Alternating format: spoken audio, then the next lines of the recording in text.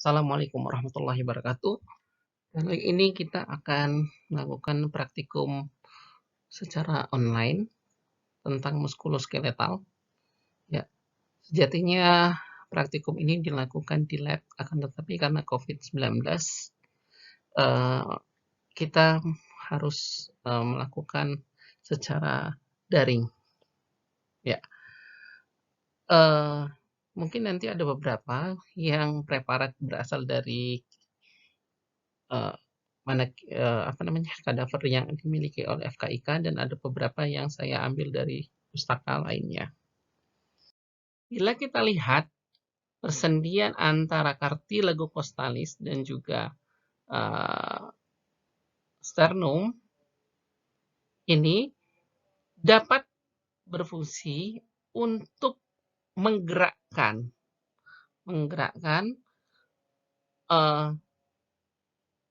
perbesaran atau pelebaran pada dinding dada pada saat peristiwa ekspirasi maupun inspirasi. Nah, bila kita lihat di sini, ini ada cartilago costa satu dengan costa yang lainnya itu terdapat celah.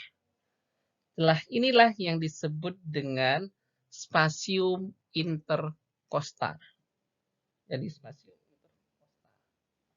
Ya. Selanjutnya, pada bagian bawah dari sternum tadi, ini terdapat yang namanya processus xiphoideus. Ini merupakan segmen terkecil dari 3 bagian dari sternum yang tipis dan meruncing. Bentuknya meruncing. Pada waktu muda, strukturnya berupa tulang rawan, dan pada waktu dewasa akan mengalami penulangan pada bagian atasnya. Permukaan anterior pada kedua sisi merupakan tempat perlekatan dari ligamentum costoxiphoideus anterior dan sebagian dari musculus rectus abdominis. Sedangkan di fascias posterior, beberapa sabut dari diafragma dan musculus rectus abdominis itu melekat pada bagian processus xiphoideus ini. Pada tepi atas sendi, pada corpus sterni, dan pada kedua sisi pada rectus abdominalis terdapat facet untuk cartilago costa ke-7. Nah, ini adalah costa ke-7. Ujung meruncing untuk pelekatan pada linea alba. Linea alba itu merupakan garis tengah pada abdomen atau perut. Dan di sana terdapat minim perdarahan. Pada proses xiphoideus ini mempunyai banyak variasi dalam bentuknya. Dapat luas dan tipis, runcing. Ada yang bercabang 2, ada yang berlubang, atau defleksi antara berjauhan antara sisi satu dengan sisi yang lain. Oh ya, saya lupa tadi tentang manubrium sterni, bagian yang paling besar, paling lebar dari sternum. Pada permukaan depan, ya, di sini terdapat pelekatan dari musculus pectoralis major dan musculus sternocleidomastoideus yang ada di leher. Sedangkan permukaan belakangnya, di permukaan posterior, itu merupakan tempat pelekatan musculus sternohyoideus dan musculus sternothyroideus. Pada bagian atas dari manubrium sterni, ini bagian atasnya merupakan daerah lekukan yang disebut dengan incisura jugularis. Kanan dan kiri dari incisura jugularis ini terlihat dataran sendi yang berbentuk oval menghadap ke kranium lateral. Dataran sendi ini untuk bersendi dengan ujung ekstremitas ternalis dari clavicula. Tepi bawah oval dan dasar pada keadaan segar, ya, ini untuk bersendi dengan corpus sterni. Nah, tepi lateralnya ini, tepi lateral ini tepi lateral ini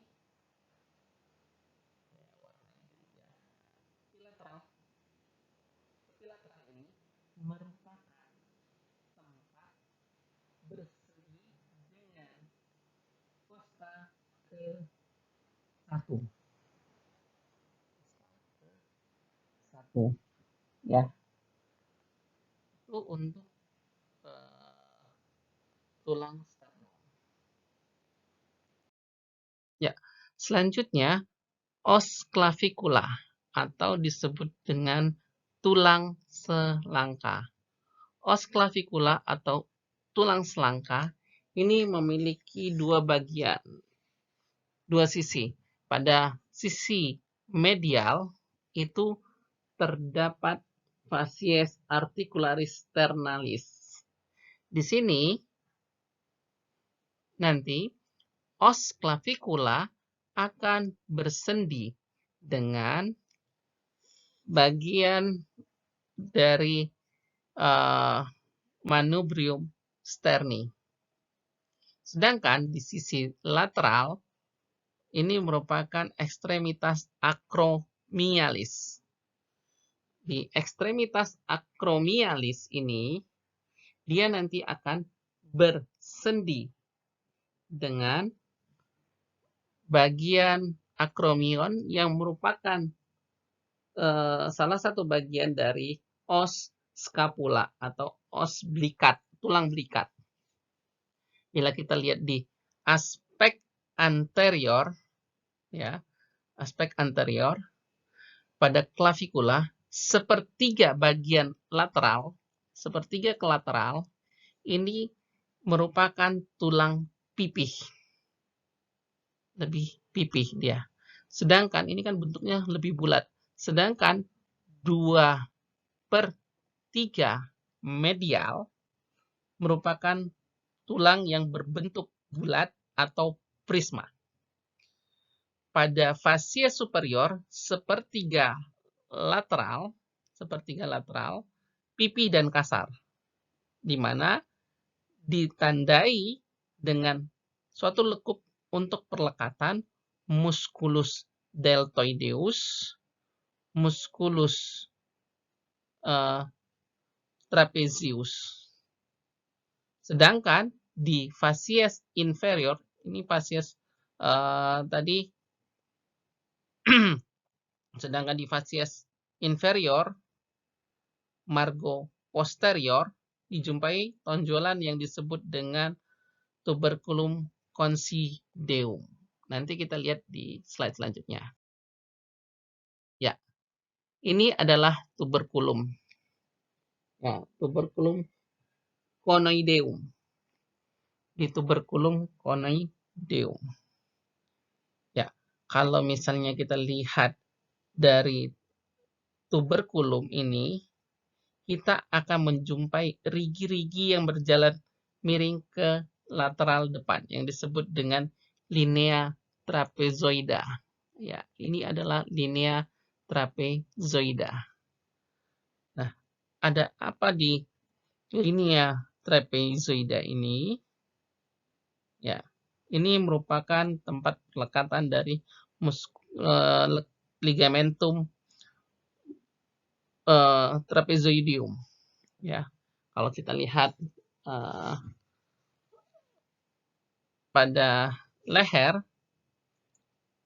itu ada salah satunya adalah musculus trapezius, ya, untuk mengangkat bahu. Nah, ini adalah salah satunya guna dari musculus tapi Zeus. Ya. Terus kita lihat di sini ada lekukan. Lekukan. Nah, ini merupakan sulcus musculus subclavii, di mana di sulcus ini nanti akan menjadi tempat melekatnya musculus subclavius, ya, musculus subclavius. Nah, sedangkan di bagian ujung medial, nah, ujung medial ini kan ada bagian yang kasar juga, itu merupakan bagian yang bukan menonjol, tertekan ke dalam, yang disebut dengan impressio ligamenti costoclavicularis. Ya. Nah, pada saat-saat tertentu bisa terjadi fraktur pada klavikula. Ya. Fraktur klavikula itu tidak menunjukkan gejala yang serius, kecuali apabila fraktur tersebut dapat menyebabkan kerusakan pada arteri subclavia yang ada di bagian posteriornya. Tetapi kalau misalnya kita tidak ada misalignment atau misalignment pada os clavicula, cukup dengan figure of 8, dibebat dengan figure of 8 yang sudah kalian pelajari dulu waktu di P2K2. Ini merupakan facies externa. Facies externa dari costa. Facies externa dari costa tersebut halus dan ditandai sedikit terdapat tuberculum costae. Ya. Bagian corpus costae, ini adalah bagian corpus costae yang terletak di antara tuberculum costae dan angulus costae. Angulus costae dan tuberculum di pangkalnya itu berbentuk bulat besar, dan di bagian ini melekat musculus longissimus dorsi. Pada facies interna, pada facies interna ini terdapat lekukan atau cekungan yang disebut dengan sulcus costae. Sulcus costae ini merupakan tempat jalannya arteri, vena, dan nervus intercostalis. Nah, tepi atas dari sulcus digunakan untuk tepi atas dari sulcus ini. Nah, ini merupakan tempat perlekatan musculus intercostalis internus. Sedangkan di tepi bawahnya, ini adalah tempat perlekatan dari musculus intercostalis externus. Ya, musculus intercostalis externus. Nah, dia merupakan sulcus costae ini terdapat di tepi bawah. Oleh karena itu, dianjurkan tidak melakukan penusukan jarum. Misalnya, kita mau melakukan torakosintesis, tidak melakukan penusukan jarum melalui tepi bawah costae, karena kalau kita melakukan penusukan melalui tepi bawah, ditakutkan nanti akan merusak dari arteri, vena, dan nervus intercostalis. Selanjutnya, kita akan membahas tentang vertebra. Vertebra terdiri dari vertebra cervicalis, vertebra thoracalis, vertebra lumbalis, dan vertebra sacralis. Bila kita lihat, ya, ini vertebra cervicalis 1, vertebra cervicalis 2, ya. Ini vertebra thoracalis, ya. Dia punya tempat yang spesifik untuk perlekatan atau bersendi dengan bagian kaput costae. Ya. Bila kita lihat di mana terdapat beberapa perbedaan-perbedaan. Kita lihat pada cervicalis. Di bagian cervicalis itu foramen. Kita lihat foramen vertebranya. Foramen vertebra. Berbeda antara foramen vertebra cervicalis,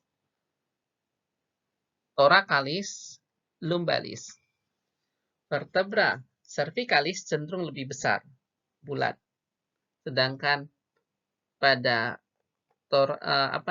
pada thoracalis lebih kecil, sedangkan kalau pada segmen lumbalis dia melebar. Terus kita lihat bagaimana korpus vertebra. Korpus vertebra pada lumbalis itu lebih besar. Ya, kita lihat ini korpus lumbalisnya. Saya warnain kuning. Nah, ini adalah korpus lumbalis, ini korpus lumbalisnya, korpus vertebra. Korpus vertebra pada lumbalis itu lebih besar, ya, lebih tebal. Mengapa? Karena disitulah nanti menjadi titik pusat untuk keseimbangan tubuh. Titik pusat dari keseimbangan tubuh. Ya. Kalau kita lihat lagi, ini ada yang namanya vertebra cervicalis 1. Vertebra cervicalis 1 atau tulang atlas. Ya. Pada tulang atlas tidak memiliki korpus vertebra. Dan dia tidak punya processus spinosus. Ya, lihat dia tidak ada processus spinosus. Ini adalah processus spinosus. Ya. Ini tulang atlas. Dan dia berbentuk cincin. Bentuknya seperti cincin yang terdiri dari arcus anterior, ya, arcus posterior, dan massa lateralis. Ya. Pada vertebra cervicalis 2, itu terdapat suatu bangunan yang khusus yang disebut dengan dens epistropei. Pada bagian puncak dari dens epistropei ini, nanti dia akan berlekatan dengan ligamentum apicis dentis. Ya. Nah, pada dataran sendi yang disebut dengan ini di vertebra cervicalis 2 ini juga merupakan aksis dari sumbu vertebra cervicalis 1 dalam gerakan rotasi. Oleh karena itu, nama lain dari vertebra cervicalis 2 ini adalah tulang aksis. Ya, tulang aksis. Nah, pada vertebra cervicalis yang paling menonjol itu adalah vertebra cervicalis 7. Pada vertebra cervicalis 7 ini memiliki tanda yang khas. Kalau kalian pegang pada bagian belakang, leher ada bagian tulang yang lebih menonjol di garis tengah. Itulah yang disebut dengan processus spinosus vertebra cervicalis 7. Nah, tanda-tanda yang khas dari vertebra cervicalis 7 ini adalah pada korpus bagian dorsal kanan dan kiri terdapat dataran sendi untuk bersendi dengan capitulum pada bagian belakang processus spinosusnya sangat menonjol. Processus spinosus pada vertebra cervicalis 7 itu panjang, tebal, dan hampir horizontal dan tidak terbelah dua atau tidak bifida. Nah, kalau yang cervicalis, kalau kita lihat sekilas ini, rata-rata processus spinosusnya itu agak terbelah, yang disebut dengan processus bifida. Nah, processus transversusnya itu berukuran luas, di mana bagian belakang besar serta menonjol, sedangkan bagian depan kecil. Foramen transversarium ini atau lubang kanan kiri itu pada umumnya lebih kecil, baik satu atau keduanya, daripada vertebra cervicalis yang lain. Ya, kebanyakan di vertebra cervicalis 7 ini foramen transversariumnya hanya dilalui oleh vena vertebralis. Ya. Nah, bagaimana yang vertebra thoracalis? Pada vertebra thoracalis itu terdapat satu yang khas. Kalau kita lihat di sini, ini adalah bagian yang khas. Pada vertebra thoracalis itu terdapat korpus yang di bagian dorsal kanan kiri terdapat dataran sendi untuk bersendi dengan capitulum costae yang disebut dengan fovea costalis. Ya, fovea costalis. Nah, pada processus transversus terdapat dataran sendi yang bersendi dengan tuberculum costae. Ya, dengan tuberculum costae. Jadi, yang ketiga, korpus vertebra berbentuk seperti jantung. Ya. Jadi, di sini ada pada bagian korpus terdapat dataran sendi yang bersendi dengan capitulum costae yang disebut dengan fovea costalis. Ya, ini fovea costalisnya yang bersendi dengan capitulum costae. Tapi ada juga terdapat pada processus transversus terdapat dataran sendi yang bersendi dengan tuberculum. Ini adalah tuberculum costae. Nanti dia akan bersendi dengan tuberculum costae. Ya. Sedangkan korpus vertebranya ya berbentuk seperti jantung. Bentuknya seperti jantung dan ukuran muka belakang sama dengan ukuran transversalnya. Ya. Nah, bagaimana dengan vertebra lumbalis? Nah, vertebra lumbalis ini merupakan vertebra yang terbesar. Dapat dibedakan dengan foramen transversariumnya. Mengapa? Pada vertebra vertebralis, lihat tidak ada dia. Lumbalis, vertebra lumbalis itu tidak ada foramen transversarium dan processus transversus. Ya. Korpusnya bagaimana? Korpusnya bagian depan tebal dari bagian belakang, berbentuk oval melintang. Dataran belakang lebih konkav, sedangkan dataran atas dan bawah datar. Dan ini korpusnya pada vertebra lumbalis itu lebih besar dibandingkan dengan vertebra yang lain.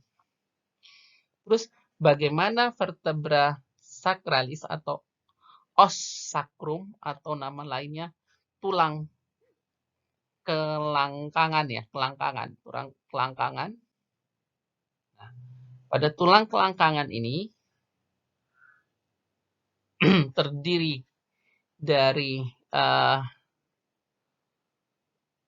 permukaan, facies pelvina, yaitu bagian yang menghadap ke pelvis, terus facies dorsalis yang menghadap ke posterior, dan facies lateralis.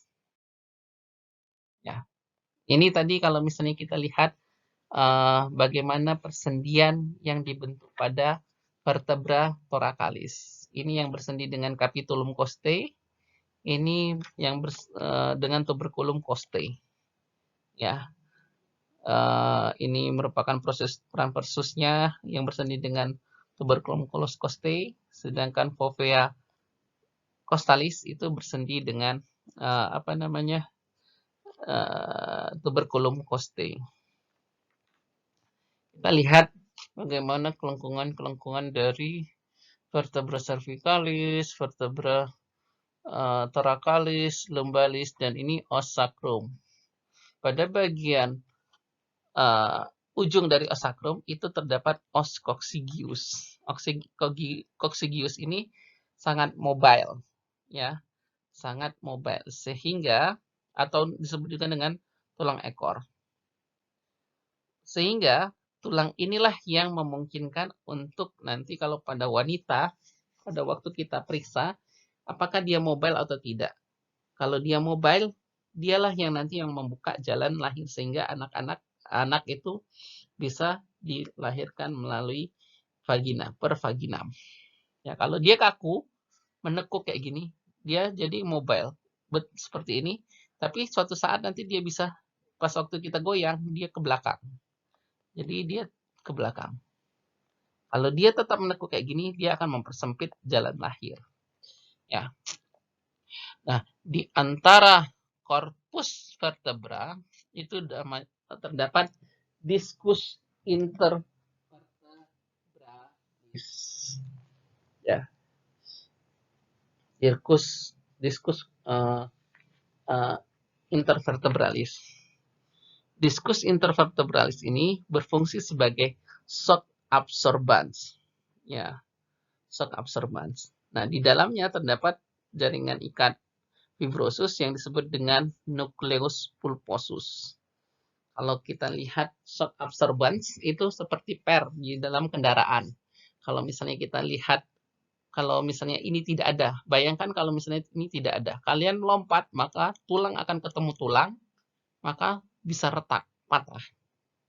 Nah, kalau dengan adanya shock absorbans, berarti nanti getaran, tekanan yang ada akan diserap. Sehingga tidak akan berbenturan antara tulang dengan tulang, tahanannya. Nah, suatu saat, ini bisa saja terjadi penonjolan.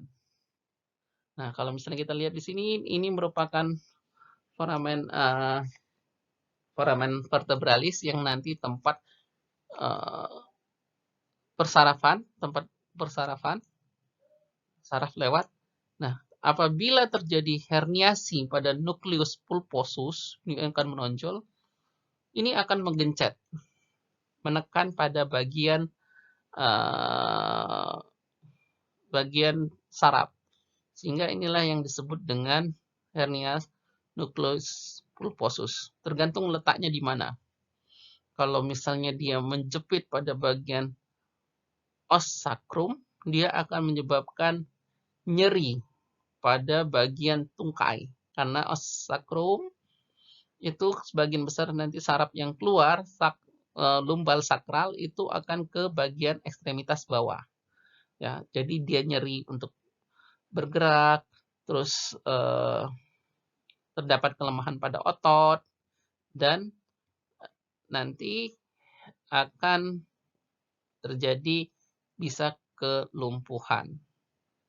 Ya, hernia nukleus pulposus. psoas.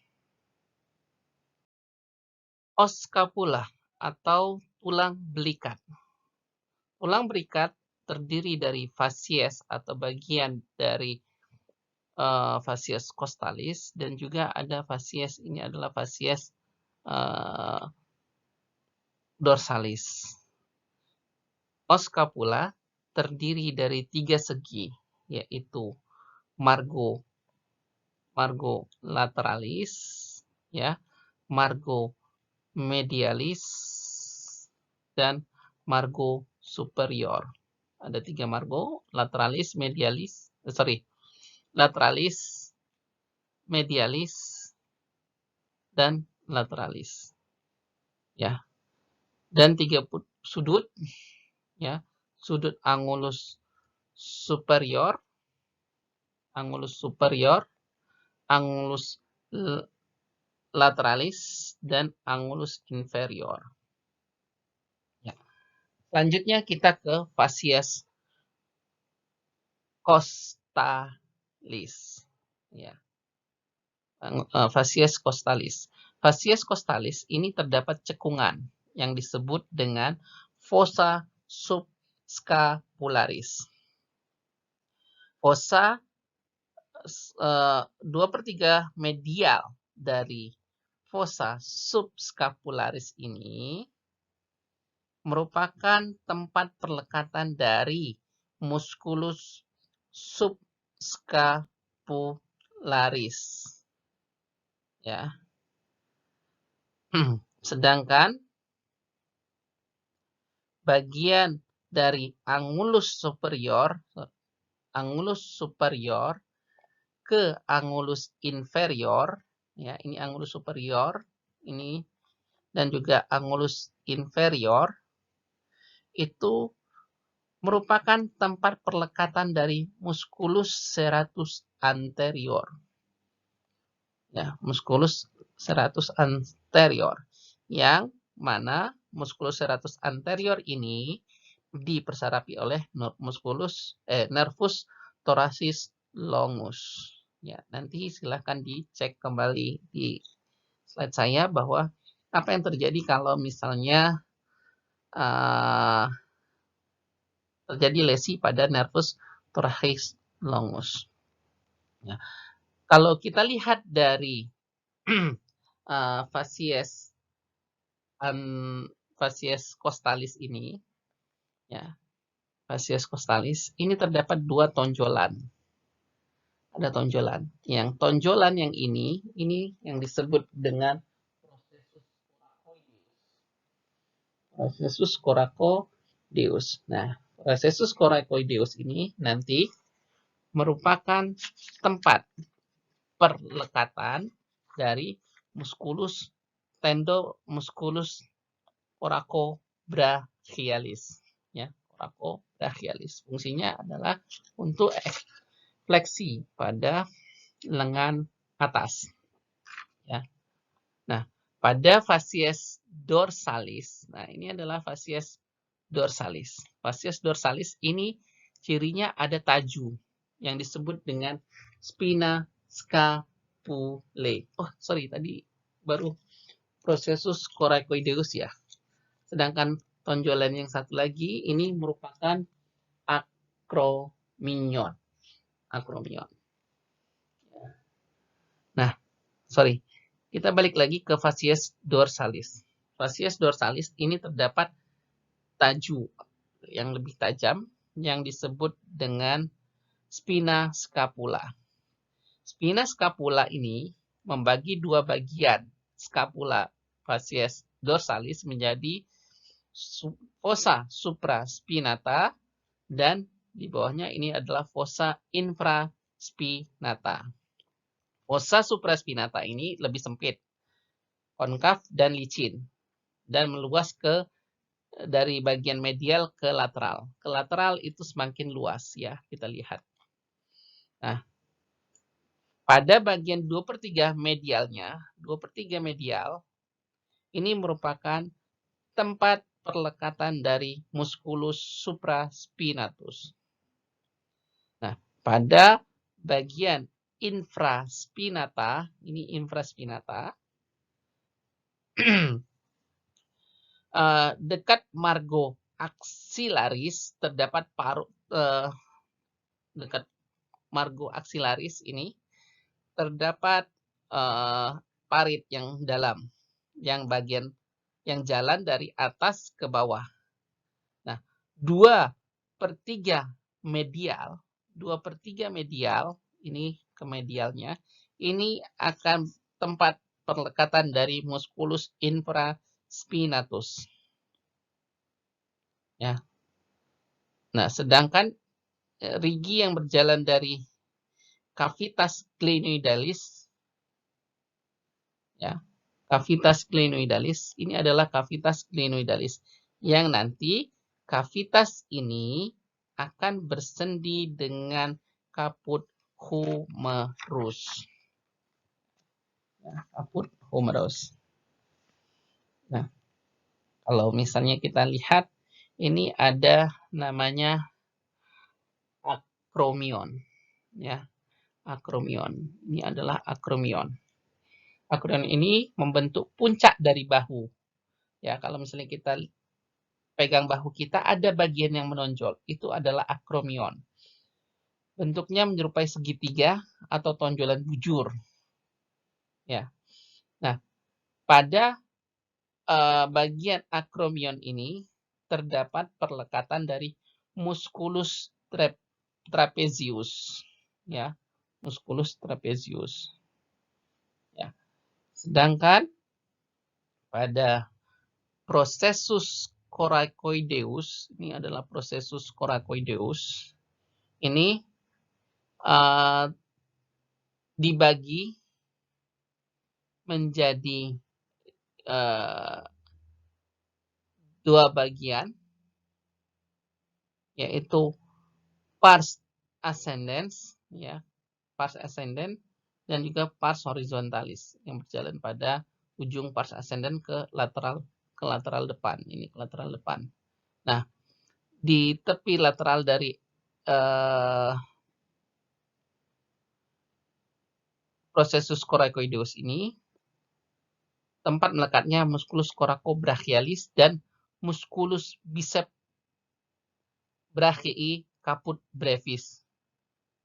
Ya. Musculus bicep brachii caput brevis. Jadi di processus coracoideus, ya, kalau misalnya kita lihat ini kan kalau tonjolan dari spina, ini dari spina lanjutannya ini adalah merupakan akromion, sedangkan di bagian depan ini adalah processus coracoideus. Ini merupakan tempat melekatnya tendo dari musculus coracobrachialis dan juga musculus bicep brachii caput brevis. Ya. Kalau kita lihat di sini, ini tadi yang processus coracoideus, ini akromion, ini facies costalis, ya, fossa subscapula. Nah, ini adalah cavitas glenoidalis. Ya. Cavitas glenoidalis. Selanjutnya, ya, humerus terdiri atas 3 bagian, yaitu ekstremitas proksimal, bagian proksimal, terus corpus humerus, dan bagian distal, ekstremitas distal. Apa saja yang terdapat pada caput humerus? Ya, pada caput humerus kita lihat dulu, ini aspek anterior atau aspek posterior. Ya, kita lihat. Pada aspek post anterior itu terdapat, kita lihat di sini ada namanya sulcus intertubercularis. Ya. Nah, apa di antara dari, bukan di antara, di sisi lateral dan medial dari sulcus intertubercularis ini, ya, di bagian medial, di bagian medial, ini terdapat tonjolan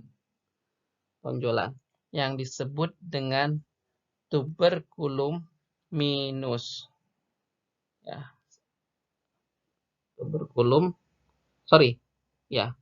tuberculum minus. Sedangkan tonjolan yang besar ini terdapat yang di sisi lateralnya itu disebut dengan tuberculum maius. Nah, tuberculum maius ini terletak di bagian lateral dari caput humerus. Ya. Kalau kita ikuti dari medial ke lateral, akan kalau dari tuberculum maius dari medial ke lateral itu terdapat perlekatan otot-otot yang terdiri dari medial ke lateral, musculus supraspinatus, musculus infraspinatus, dan musculus teres minor. Ya. Sedangkan kalau misalnya di tuberculum minus di sebelah lateral dari ujung proksimal itu terdapat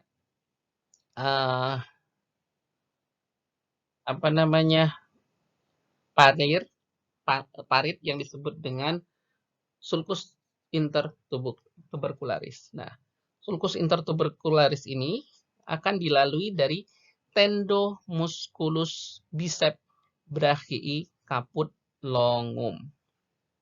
Ya. Nah, dan juga arteri circumflexa humeri anterior. Ya. Nah, pada bagian tuberculum maius, itu ini ke bawah. Ke bawah ini terdapat yang namanya, ini yang bentuknya kasar. Nah, ini merupakan crista tuberculi maius. Ya. Ini merupakan tanggul lateral dari sulcus intertubercularis. Sedangkan kalau kita lihat juga ke bagian bawah dari tuberculum minus, itu ke bawah itu ada bagian yang kasar juga, alur yang kasar juga. Itu yang disebut dengan crista tuberculi minus. Nah, di bagian ujung proksimal ini, pada bagian caput humeri, itu terdapat yang namanya column anatomicum. Ya, di manakah column anatomicum tersebut? Column anatomicum merupakan ini. Ya, kalau misalnya kita lihat, ini bagian kaput, ini ada alur. Nah, alur ini merupakan column anatomicum. Column anatomicum akan berjalan miring sehingga membentuk sudut tumpul dengan corpus humeri. Kolom ini dipakai untuk melekatnya kapsula articularis dan bagian kolom di luar berdekatan dengan kapsula articularis. Ya. Sedangkan ada juga yang namanya kolom chirurgicum. Ya. Kolom chirurgicum. Kolom chirurgicum ini adalah bagian leher. Nah, ini yang mendatar. Kalau ini kolom anatomicum, sedangkan ini adalah kolom chirurgicum. Pada kolom chirurgicum ini, ya, ini merupakan tempat yang rentan untuk terjadinya patah pada humerus. Nah, selanjutnya pada bagian corpus humeri, itu tidak begitu banyak yang menonjol. Kalau kita lihat di sini ada bagian yang kasar di bagian sepertiga tengah, itu merupakan tuberositas deltoidea. Apa maksudnya tuberositas deltoidea? itu merupakan tempat melekatnya musculus deltoideus, ya, musculus deltoideus. Nah,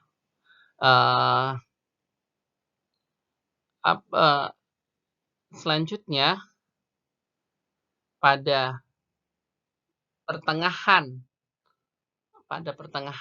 facies anterior lateralis, ya, anterolateralis di corpus humerus, ya, terdapat suatu permukaan kasar yang disebut dengan facies deltoideus.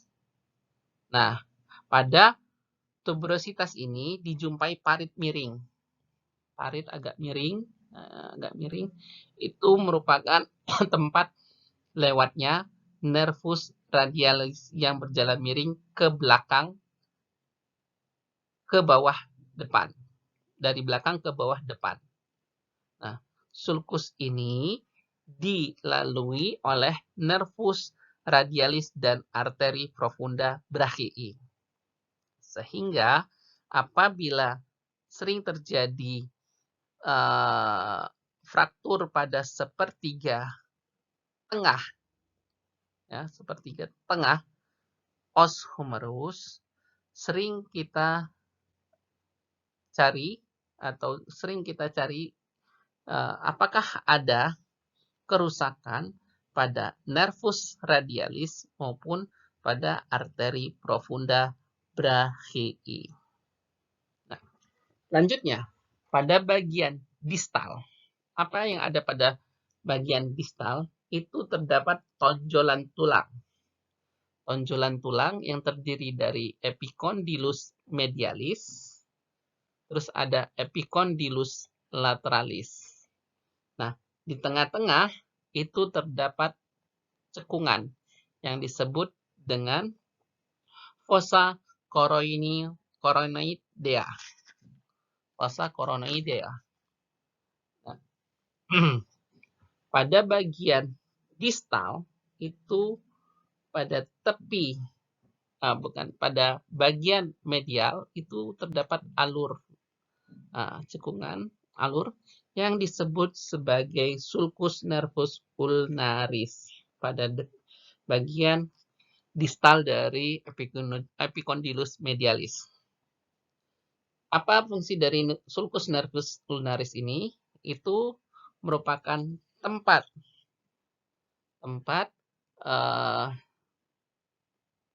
lewatnya nervus ulnaris.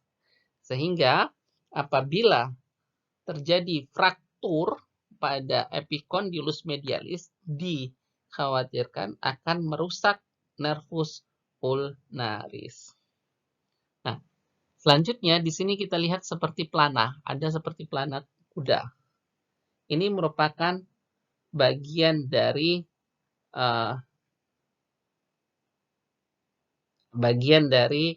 capitulum dan trochlea humeri. Pada bagian datar dan medial yang datar, ini merupakan trochlea humeri. Sedangkan bagian dari yang menonjol di bagian lateral itu merupakan capitulum humeri. Nah, di sini nanti bagian dekat pelana ini merupakan tempat berseninya dengan os ulna, yang mana nanti di sana ada bagian olecranon. Nanti kita lihat bagaimana persendian yang ada di sana. Nah, ini adalah kalau misalnya kita lihat tadi kolom anatomicum, ya, alurnya, dan ini adalah kolom chirurgicum.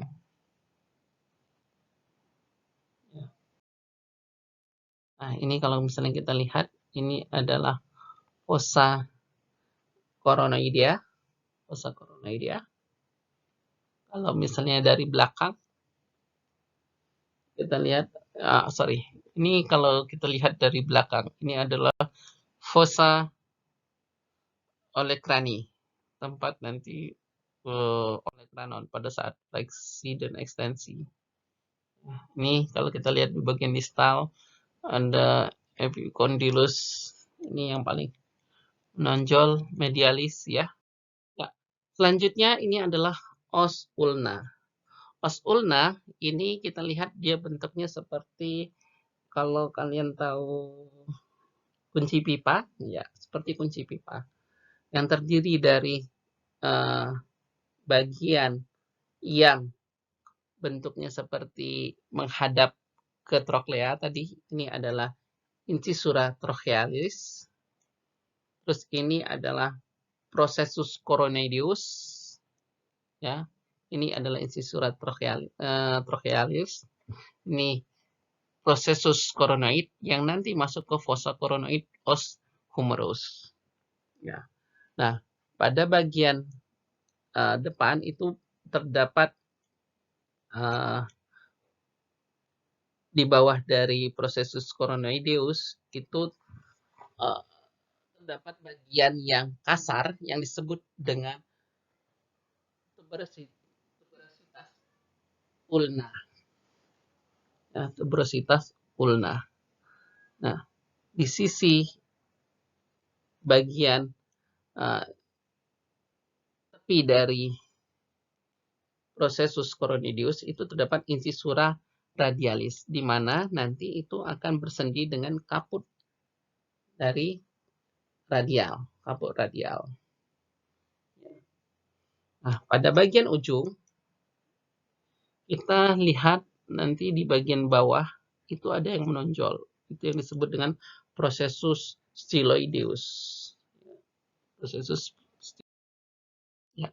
Jadi di sini kita bisa lihat di sini ada proses incisura trochealis, dan di ini ada processus coronoideus, dan di bagian ini ada bagian yang mendatar. Ini yang disebut dengan incisura radialis. Nah, bagian distal itu ada bagian yang menonjol yang disebut dengan processus styloideus. Ini kalau misalnya kita lihat dekat, nah ini adalah tempat tadi yang disebut dengan incisura radialis. Nah, selanjutnya pada os tibia. Pada os tibia itu terdapat bagian dari kaput radii. Ini adalah bagian kaput radii. Kaput radii, ini kaput. Nah, ini merupakan bagian dari kolum radii. Nah, ini yang bagian yang kasar, datar dan kasar, itu disebut sebagai tuberositas radii. Tuberositas radii. Bagian pojok, ujung yang menonjol, yang berada di bagian medial, ini disebut dengan processus styloideus radii. Ini kalau misalnya kita lihat, nah pada bagian margo lateralis atau margo introsius ini terdapat bagian yang cekungan yang menonjol. Ya. Nah, di sini kita lihat bagian bawah ini merupakan facies articularis carpalis yang nanti dia akan bersendi dengan sendi-sendi karpal di tangan. Ya. Tangan. Ya, ini ya. Nah, selanjutnya kita lihat persendian. Persendian yang ada di glenohumeral. Persendian yang terjadi ini adalah persendian ball and socket, yang memungkinkan persendian ini bergerak ke segala arah. Nah, pada saat-saat tertentu bisa saja terjadi lepasnya kepala, kaput dari humerus ini bisa tidak berada pada cavitas glenoidalis yang disebut dengan dislokasi sendi bahu. Ya, kita bisa lihat di sini ada namanya sendi atau articulatio cubiti. Sendi siku. Apa saja sendi siku ini? Articulatio cubiti ini terdiri dari articulatio humeroulnaris. Artikulasi yang terjadi antara humerus dan ulna. Selanjutnya ada articulo-humeroradialis. Persendian antara humerus dan juga os ulna. Selanjutnya ada yang disebut dengan, ya ini terhimpit oleh warna, ada artikulasio radioulnaris proximalis. Jadi ketiga artikulasio itu membentuk artikulasi QBT. Ya, artikulasi QBT. Nah, bagaimana di bagian distal? Di bagian distalnya, ini kan bagian proksimal. Di bagian distal itu juga terdapat persendian antara radio dan ulna yang disebut dengan artikulasio radioulnaris distal. Ya, artikulasio radioulnaris distal. Ya. Selanjutnya, kita akan bahas tentang otot-otot pada lengan atas. Otot-otot lengan atas, kita lihat di lengan atas juga ada otot yang nanti menyilang ke dada. Yang disebut dengan, kalau misalnya yang ini adalah musculus pectoralis minor.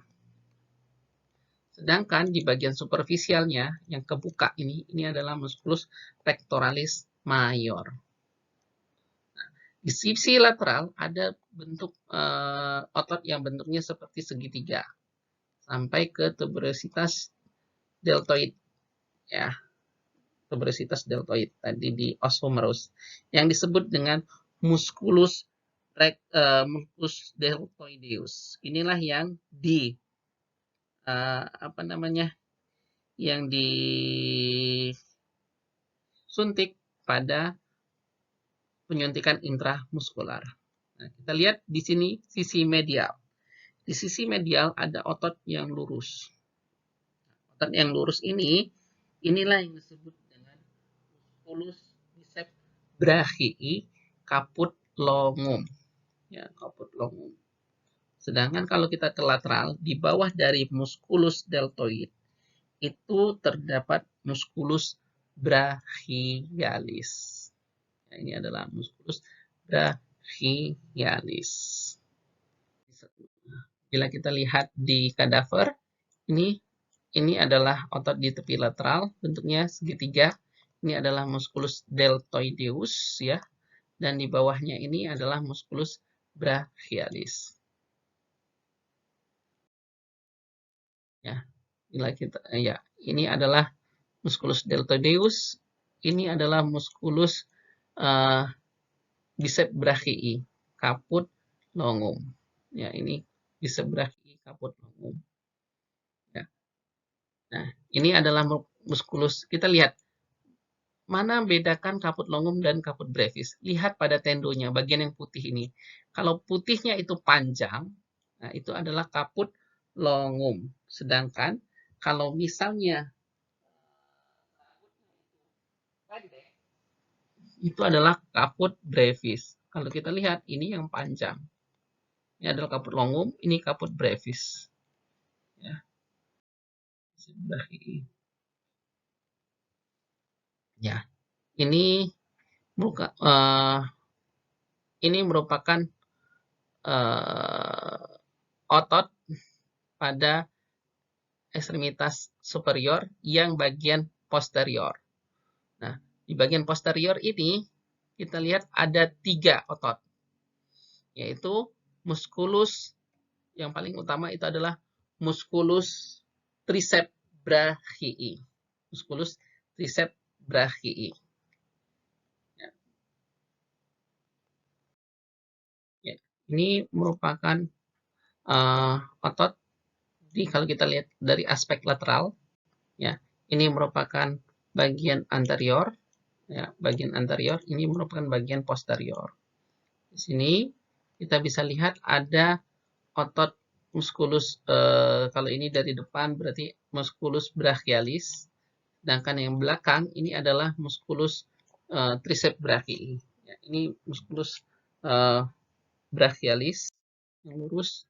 Nah, selanjutnya kita ke bagian lengan bawah. Bagian lengan bawah itu ada dua kompartemen, kompartemen anterior maupun kompartemen posterior.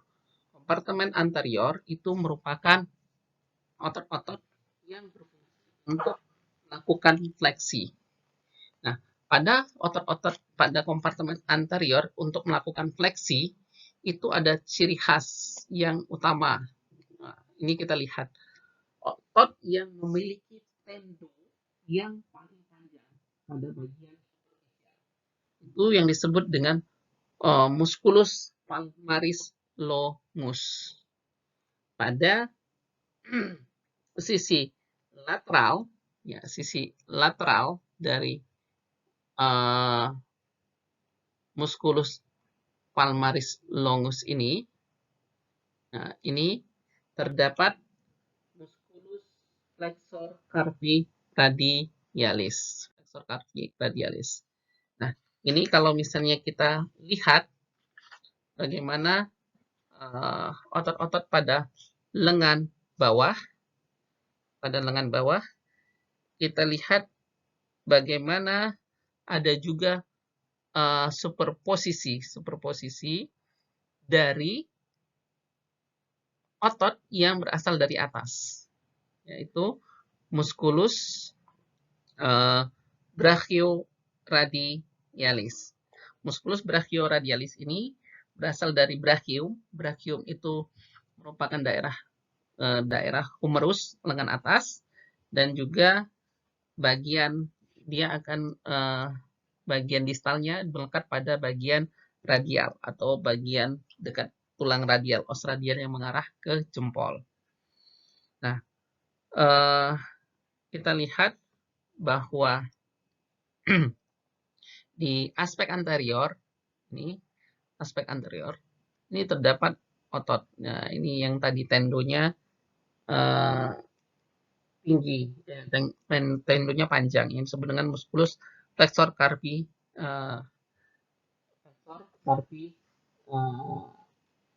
Lihat arahnya, dia ke arah ke arah radialis, berarti musculus flexor carpi radialis. Kalau misalnya dia tadi yang ke arah ini merupakan musculus flexor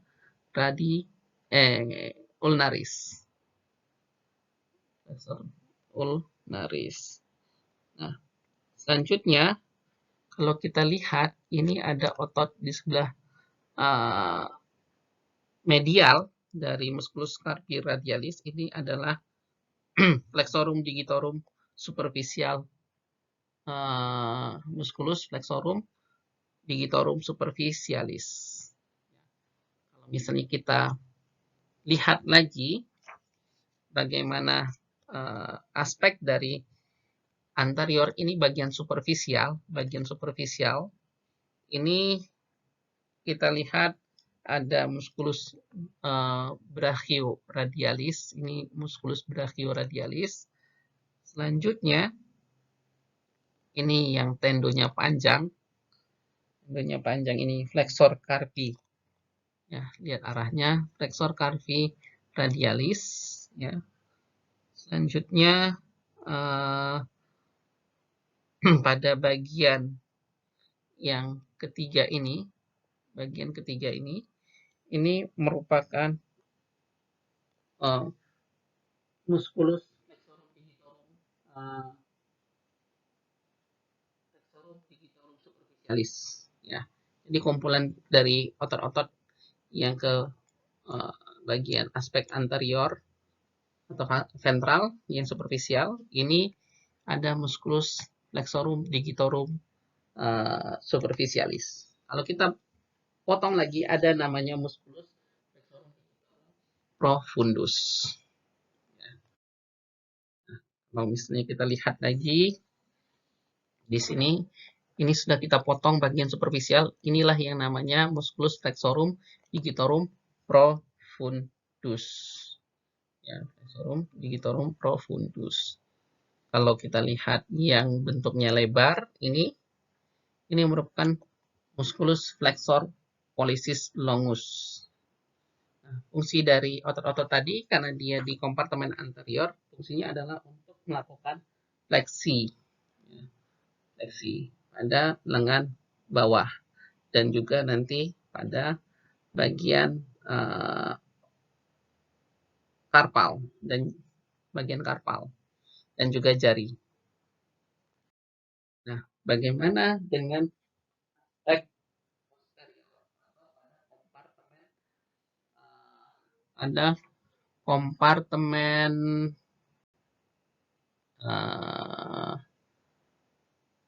posterior, ya, di mana kompartemen posterior ini berisi dari otot-otot ekstensor, otot ekstensor. Nah, kalau kita lihat di sini, ini ada bagian yang menyilang ya. Nah, ini merupakan musculus extensor carpi radialis caput longum. Musculus extensor dia menyilang dari belakang ke depan, tapi dia terusnya ke bawah, ke radial. Ini yang namanya musculus extensor carpi radialis caput longum.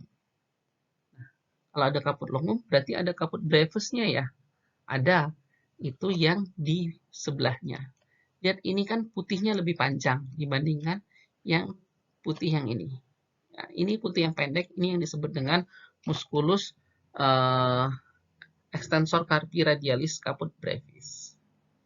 Terus di sini kita lihat ada otot yang dari belakang menyilang. Nah, ini merupakan musculus abductor pollicis longus. Ya, abductor pollicis longus. Ini ada tendonnya yang putih. Tapi di bawahnya itu ada juga otot, ya, otot yang kecil ini. Itu merupakan musculus extensor pollicis brevis. Ya, kalau yang atas tadi abductor pollicis longus, kalau yang bawah extensor pollicis longus. Ya, extensor pollicis longus. Selanjutnya ini otot yang ini. Nah, otot ini merupakan musculus extensor digitorum. Ya, musculus extensor digitorum. Sedangkan kalau misalnya ini, nah, ini arah ke os ulna ya. Berarti ini adalah musculus extensor, ini berarti musculus extensor carpi ulnaris, karena dia ke arah ulna. Bagaimana kalau misalnya kita potong otot superficialnya tadi? Ini kan extensor digitorum kan? Extensor digitorum. Kita potong, nah setelah kita potong nanti akan muncul, kalau yang ini tadi abductor pollicis longus, ya kan? Yang tadi yang ini. Sedangkan yang di bawahnya ini merupakan musculus extensor pollicis brevis, ya. Terus ini yang memanjang, inilah musculus extensor carpi ulnaris tadi. Nah, ini adalah ini ada namanya retinaculum extensorum. Kalau di depan tadi retinaculum flexorum. Kalau di bagian aspek anterior, ini retinaculum extensorium. Ya, ini kita lihat ada, nah, dia ke sini. Ini merupakan otot extensor indicis. Extensor dari indicis. Ya, jari telunjuk. Pada ekstremitas panggul ini terdapat tulang yang cukup besar yang nanti dia berhubungan dengan os femur. Tulang ini bernama os coxae atau tulang panggul. os coxae itu ada kiri dan kanan. Ya, kita lihat ini pada aspek anterior, pada bagian ventral terdapat fossa iliaca. Ini adalah fossa iliaca, bagian cekungan.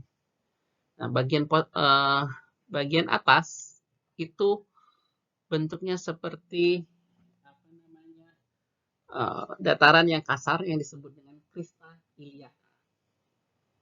Di bagian lateral ini ada tonjolan yang disebut dengan spina iliaca anterior superior atau yang disebut dengan nama lain SIAS. Nanti kalian akan familiar dengan spina iliaca anterior superior. Ya. Sedangkan di bagian medial ya itu terdapat fascia auricularis osis ini. Fascia auricularis osis ini dan tuberositas bagian atas ini adalah tuberositas iliaca. Nah, pada bagian inferior itu terdapat lubang. Lubang ini yang disebut dengan foramen obturatorium. Foramen obturatorium. Selanjutnya pada sisi aspek lateral, nah, kalau kita buka lateral maka kita akan temukan cekungan bulat yang disebut dengan acetabulum. Pada acetabulum ini terdapat dari berbagai bagian, antara lain di bagian tepinya ini yang menonjol itu disebut dengan limbus acetabuli. Ya. Nah, selanjutnya bagian dalam itu adalah fossa acetabuli. Di sini nanti dia akan bersendi dengan kaput femur atau kepala dari femur, os femur atau tulang paha. Nah, bentuk sendinya adalah ball and socket. Nah, kalau kita lihat di sini, ini merupakan persendian antara kaput femur dan juga dengan acetabulum. Ya. Nah, kalau kita lihat di sini, ini kan ada tulang nih. Tadi os coxae. Nah, di tengah-tengah ini ada tulang. Ini yang disebut dengan os sacrum. Bagian dari tulang belakang. Ada retakan atau sambungan antara os sacrum dengan iliaca. Dan ini membentuk persendian yang disebut dengan sendi atau articulatio sacroiliaca. Ini akan terjadi pergerakan pada saat kita berjalan. Ya. Nah,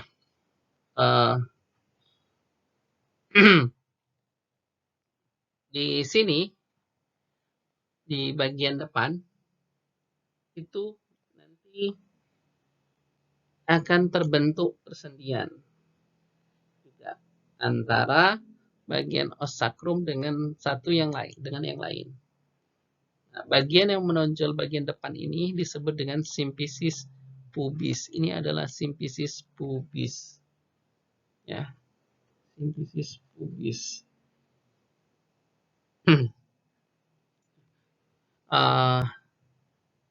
Sacroiliaca joint. Nah, di sini nanti pada ekstremitas bawah itu pada bagian kolum femur itu merupakan bagian locus minoris resistant atau tempat yang sering terjadinya patah, terutama faktor patologis yang diakibatkan oleh osteoporosis. Ya, osteoporosis. Kita lihat bentuknya tidak lurus tapi dia bentuknya miring, membentuk sudut. Ya, inclinatio. Jadi nanti berat badan tubuh dari tulang belakang nanti disalurkan. Nah, disinilah nanti terjadi pembebanan yang lebih. Ya, kalau semakin besar sudutnya akan semakin kecil gayanya. Jadi kalau misalnya dia semakin semakin kecil sudutnya, maka tekanan yang di sini akan semakin besar. Sehingga apa? Sehingga akan lebih memudahkan untuk terjadinya patah. pada bagian kolum femur. Ya, pada kolum femur. Nah, ini kalau misalnya ini jarang kita bahas ini, tapi penting juga. Ini adalah os patella atau tulang lutut. Tulang lutut. Sendian di sini disebut dengan os articulatio patellaris. Ya. Nah, selanjutnya bagian sini ini merupakan persendian yang disebut dengan talocrural. Persendian talocrural. Sedangkan di bagian dekat calcaneus, ya, dekat calcaneus, tumit. Nah, ini tumit. Ini merupakan persendian dari talokalcaneconavicacular. Ya, talokalcaneconavicular. Ya, talus calcaneus, ya, talo calcano conavicular, ya. Nah, itu yang persendian yang ada di daerah ekstremitas bawah. Oh, ada juga ini antara tibia dan fibula. Tibia dan fibula ada persendian yang disebut dengan tibiofibular joint atau articulatio tibiofibular distal, sedangkan ini tibia fibular yang proksimal. Ya. Bila kita lihat, ini adalah os femur. Os femur ini terdiri dari kaput, kepala, kaput, ini kolum, ya, korpus, ini adalah korpus. Nah, ini korpus. Dan ini adalah bagian distal yang disebut dengan epicondylus, penonjolan-penonjolan ini. Ya, kalau misalnya ini kita tahu bahwa ini merupakan aspek posterior. Aspek posterior berarti kalau aspek posterior, kalau ini berarti femur sinistra. Yang ini kalau misalnya femur sinistra berarti ini epicondylus medial dan ini epicondylus lateral. Nah, di tengah-tengahnya ada fossa yang disebut dengan fossa intercondylaris. Terus di sini bentuknya, nah ini kan, ini merupakan linea supracondylaris. Yang ini linea supracondylaris medial, ini supracondylaris lateral. Nah, ini kan kalau misalnya kita lihat bagian yang kasar ini adalah linea aspera. Bagian atas, kita lihat di bagian atas itu ada dua tonjolan. Tonjolan yang bawah lebih kecil, itu yang disebut dengan trochanter minor. Ya. Ini ada kolom. Sedangkan di bagian belakang ini adalah minor.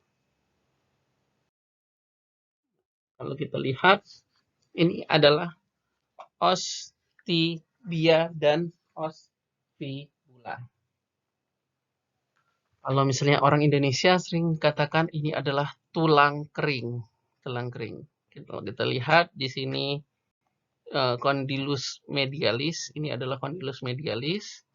Yang ini merupakan tuberositas bagian yang kasar, ini disebut dengan tuberositas tibia.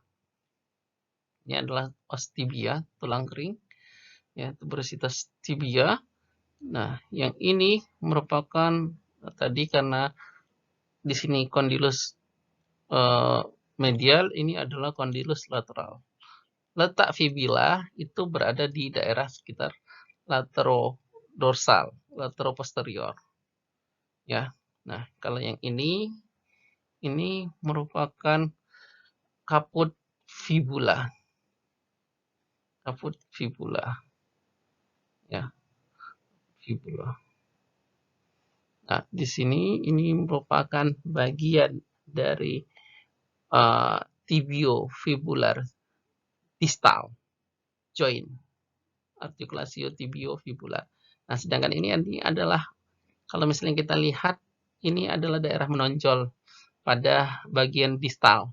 Itu yang disebut dengan malleolus. Malleolus ini medialis, ini lateralis.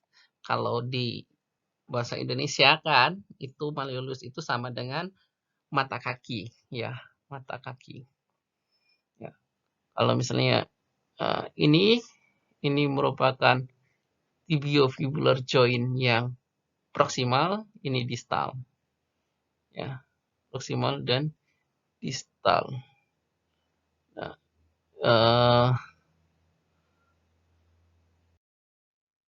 Nah, selanjutnya otot.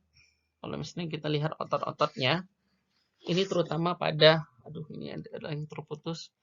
Ini otot betis. Otot betis. Otot betis itu terdiri dari dua yang pokok, yaitu bagian superficial yang disebut dengan musculus gastrocnemius, ya, gastrocnemius. Sedangkan bagian dalam, ya, bagian dalam itu merupakan musculus soleus. Nah, tendonya ini yang lepas, putus ya. Nah, tendo antara gastrocnemius dan soleus itu yang disebut dengan tendo calcaneus atau tendo Achilles. Tendo Achilles ini sangat penting, terutama pada waktu kita plantar fleksi pada kaki. Pada kaki. Fleksi itulah yang digunakan untuk menjinjit. Kalau misalnya itu sampai terputus, maka dia tidak bisa menjinjit. Salah satunya dia akan mengakibatkan drop foot. Ya, drop foot. Ya, selanjutnya, ya, kalau kita lihat di ekstremitas bawah pada bagian regiofemur, nah ini ada otot bagian superficial, itu otot yang menyilang. Otot yang menyilang ini disebut sebagai musculus sartorius. Nah, selanjutnya, ada otot yang bagian aspek anterior, superficial, itu bentuknya lurus. Karena lurus itu kan sesuai namanya, itu adalah rectus. Inilah yang disebut dengan musculus rectus abdominis, rectus femoris. Ya, rectus femoris. Selanjutnya, di sebelah dari rectus femoris ini rambutnya ke samping. Ini adalah musculus vastus lateralis. Musculus vastus lateralis ini merupakan otot yang disuntik pada otot yang menjadi tempat penyuntikan untuk penyuntikan intramuskular pada bagian paha, ya, pada bagian paha. Selanjutnya, yang ini adalah musculus vastus medialis. Ini vastus lateralis, ini vastus medialis. Ya, vastus medialis. Nah, ini terdapat otot yang memanjang, ya. Ya, memanjang. Memanjang ini yang disebut dengan musculus pectineus. Ya. Sedangkan yang di bawahnya ini musculus adductor. Ya, musculus adductor longus. Ini merupakan adductor longus, ini musculus pectineus. Dan ini yang memanjang, ini merupakan musculus musculus gracilis. Ya.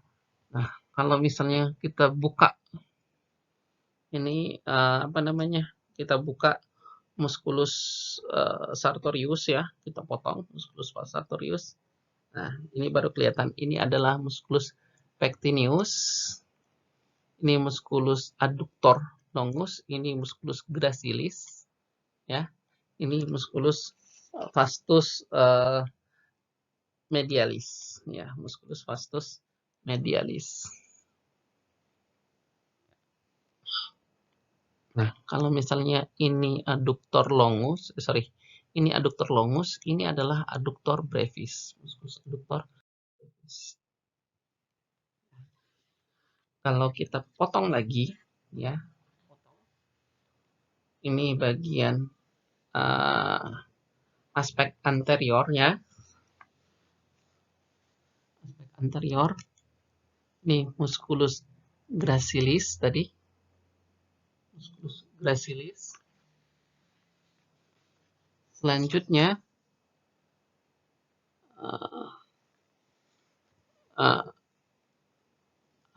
ini adalah musculus adductor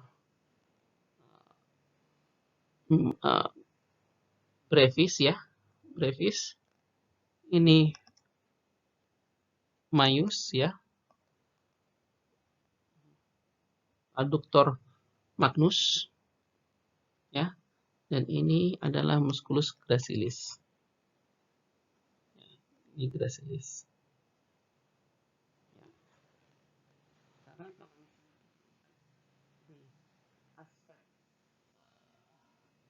Ini adalah dari aspek dorsal, aspek posterior. Ini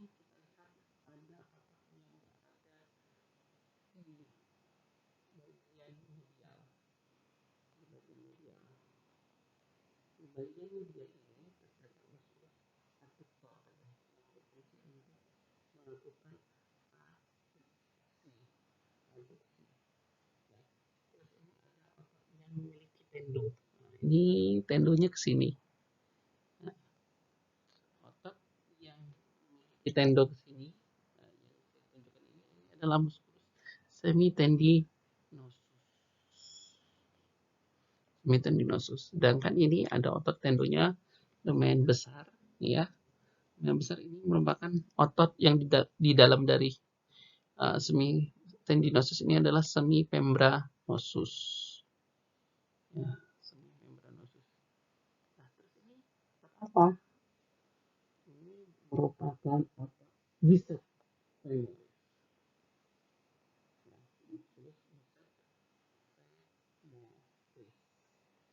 Dan bagian yang putih di bagian aspek lateral itu terdapat fascia atau lapisan yang cukup tebal yang disebut dengan musculus tensor fascia lata.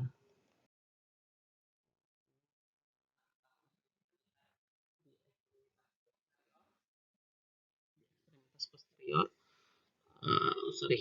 ekstremitas inferior ini merupakan tadi yang saya katakan musculus gastrocnemius, ya, musculus gastrocnemius yang kaput lateral, ini kaput medial, ada dua kaput. Nah, ini merupakan tendo Achilles. Kalau kita buka musculus gastrocnemius, maka akan tampak musculus soleus.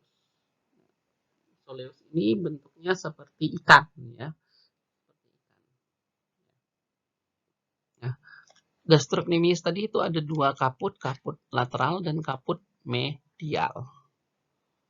Ya, mungkin itu praktikum kita saat kali ini. Terima kasih. Assalamualaikum warahmatullahi wabarakatuh.